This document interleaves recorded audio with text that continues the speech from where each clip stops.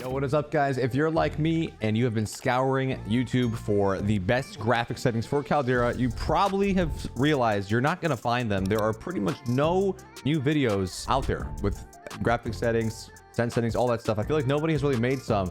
So I kind of spent an entire night to just literally search pretty much every single Twitch streamers, every single creator that I know, every single person's graphic settings, sense settings. Well, I use my own sense settings, but their graphic settings to see what everybody is using, because it's very hard to see on Caldera. But what I've noticed is there are some settings that are going to drastically increase your visibility in the game while still giving you decent frames. So let's go ahead and talk about it, shall we? These are the settings that I now use after pretty much searching through about 20-30 different creators on Twitch and on YouTube. Let's see what we got.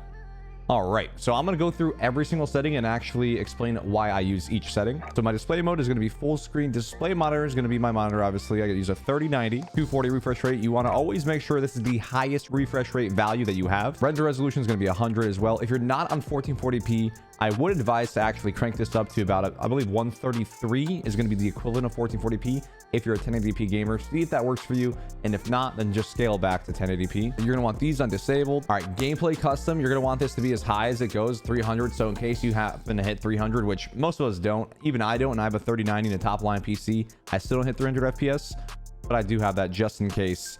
I don't know. There's a section of the map where I get more frames.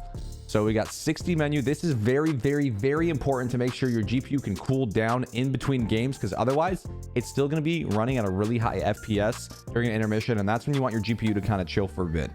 Autofocus is going to be on 30 as well. All right. And then brightness, just honestly follow on the scale on the right. But to be honest, I usually go about one darker than barely visible, and that looks best for me. RGB 2.2, but you could actually mess with this and play on 2.4. I know other streamers like Mutex, for example, they play on 2.4. It's going to make your game look much brighter, but overall, I don't know. It felt kind of weird when I tried it. The inputs definitely felt a little bit different than RGB, but it didn't feel worse. It just felt different, and I didn't want to get used to it.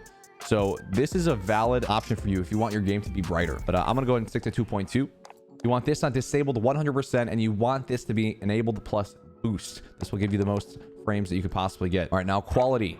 You want your field of view on 120. Guys, if you don't have your stuff on 120, I highly recommend it to my PC guys out there. Just get used to 120 because you see drastically more. And when you're swinging a corner, let's look at this. Let's look at this example, for example. So if you're on 80 FOV or even 100 FOV, you're swinging a corner, you are seeing literally 20% more from standing in the exact same spot. This is giving you a huge advantage to see more people left and right, or even when you're swinging a corner, you're going to have 20% more on your screen. So you're going to actually see this guy around a corner before you would if you were on 100 and you're swinging a corner. 120 FOV is a must use. And if you don't like it, if you have the cash to spend, I would recommend going with a 27-inch monitor. It's going to make it made 120 very usable for me, because before it wasn't usable. This is a very important setting. With your ADS field of view, you want that unaffected as well. So that way you're still kind of zoomed out while ADS, and it gives you less visual recoil. Camera movement, this is a big one. Make sure it's on 50 and do not mess with it, guys. Do not mess with this. 50, you're going to have more aim assist, it feels like, and you're just not going to be shaking around when things happen. All right, now we're going to get to my settings here. This is not what I rock all the time. My normal casual settings are going to be on normal and low. This is coming from a guy that all throughout Verdansk, I played very low everything. You're going to see that VRAM usage bar move here to the left of me. So when you throw it on low, it's really not going to be changing much. Then when you get to normal, it changes, and then high, it changes once again. So if you don't have a high-end PC, I would switch between normal and low, honestly. But I do play on high just to get really good visibility sometime. But I tend to stick around normal and low extrascopic. My PC does a weird thing where my game looks very Play-Doh-y unless I play on high every now and then. And then I do double high for a game or two, and it kind of just goes back what it looks like before, because I get this weird Play-Doh look. So typically normal and low is what I've noticed the main guys are going to be using, like Super Evans, Biffles, and Aidens. All these guys, Scummins, all these guys were all rocking normal texture res and low inotropic, because the game is just really hard to see. It's really difficult to see on this game. So that's what I rock there. You want high, disabled, disabled, disabled, disabled. This is going to give you packet burst. I highly recommend having this disabled, even if your game looks better. Filmic strength is on 1 because I do not use anti-aliasing. Not using anti-aliasing is going to go ahead and get you way more frames. Well, not way more, but you're going to get like a 10 FPS boost And honestly, the game looks pretty much the same. But if you do like anti-aliasing, or you just don't like the look of having it off, SMAA1X is what I've noticed was the best, and you still want your filmic strength to be on 1 if you rock this. This looks really, really good, but for me, the fluidity of the game just felt kind of weird.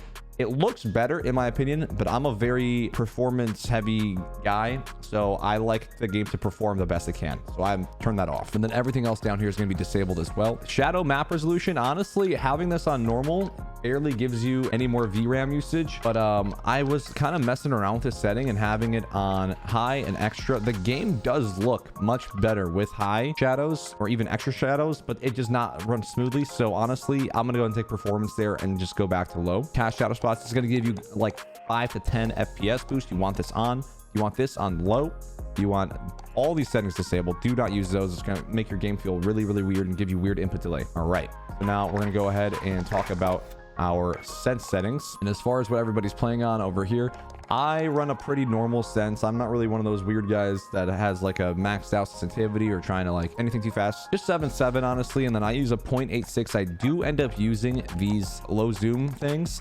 4x is going to be what sniper scopes are typically running on, since now I believe all sniper scopes are 4.4x magnification. So I have this running a little bit higher. Not gonna lie, I kind of wish there was just a high and a low zoom sense, but with all the weird scopes in the World War II thing, I actually do run a 0.86 on my 6, because I run the SVT 3.6 scope on my brand and on my other ARs. So I do kind of like it. It's a love-hate thing with this, with all these settings, because I do like it in that aspect that I could go ahead and scale it back that 6x zoom, so I could be more accurate with like my brand or my STG across the map. I just have that on 0.86 down the board. Very important to be playing on dynamic, guys. If you're not playing on dynamic, I highly recommend getting used to it. You're gonna have less aim assist, it seems like, up close, but long range you are going to be an absolute laser beam, because your stick is just more responsive and you can just really pinpoint exactly where you want to aim. So what that means is long range advantage. Up close, you're gonna have to be a little bit more left stick dominant in your gunfights. Make sure you're strafing more and make sure you're not aiming too much, or you're gonna be losing that aim assist. But myself and pretty much every other professional on Warzone or even CDL plays dynamic. Controller's disabled. This is going to help you as well with the controller vibration. It's going to kind of mess up your shots sometimes, or you might even get startled if you're getting shot and you have vibration on. So honestly, get used to having it disabled. I actually had this setting on for the first 5 years of me playing COD, and it took a little bit to get used to having disabled, but I will tell you right now, it is a big difference with how consistent your aim is by having it disabled. Aim assist on standard. This is another big one. Make sure you have this setting disabled, or you're literally giving away free aim assist. If you're a controller guy, you are giving away your aim assist by having this on enabled, because your aim assist box is scaling with your FOV. So the bigger your FOV is getting, the smaller your aim assist box is going to get, to kind of like match how small the character models are. Since character models get smaller, the bigger your FOV gets. You want that on disabled, because you're going to have that 80 FOV aim box, which is massive, and you're going to get like twice the aim assist you would get if you had this setting enabled. So definitely have this disabled. Everything else is pretty standard as well. For me, I like to mount with my melee. Everything else is on hold. Contextual tap disabled. Armor plate behavior, I apply 1 because I don't want to get caught with my wiener in my hand and be using 13 plates when I got a guy running at me. Tap to slide, extremely important. It's going to help you slide easier. Auto attack sprint and enable. This is a massive setting as well. It's going to help your movement. And that's pretty much it. We run tactical, flipped. If you're a new guy, I actually would not advise running tactical. I just simply run tactical because it's so just normal to me now, and I played my whole life on tactical. If you're new and just getting to COD, get a controller with paddles and just get used to default, because you are going to torch your analog sticks. I go through a new controller pretty much every 3 months, 2 months, just because of how much I slam on my right analog. So play on tactical if you can. And then input dead zone is just going to be 0.05 on both of these. You want this to be as low as you possibly can go without having that stick drift. So hopefully these settings helped you guys out. I know it's really hard to find settings out there. I'm not sure why nobody has done settings in 2022. But these are the settings I use, and the graphic settings in particular was after hours and hours and hours of research, just literally looking at every streamer stuff or even some of my buddies' stuff, seeing what everybody's rocking and kind of making my own settings that work for my PC and the ones that make the game feel the best for me. Ultimately, guys, graphic settings are going to be different with each individual PC. You're going to have, if you have a lower end PC, you have to kind of tune it back and go on low.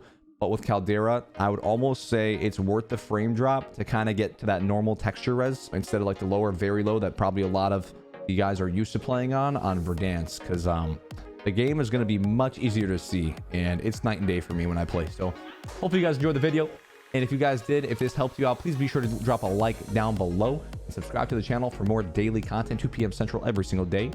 And I'll see you guys friggin' later. We're also doing a charity stream today as well. If you guys are still here, we're doing a charity stream, twitch.tv/rally today. We're going to be raising money for medical expenses for one of Club Ral's finest. So that being said, take care. See you tomorrow. Deuces.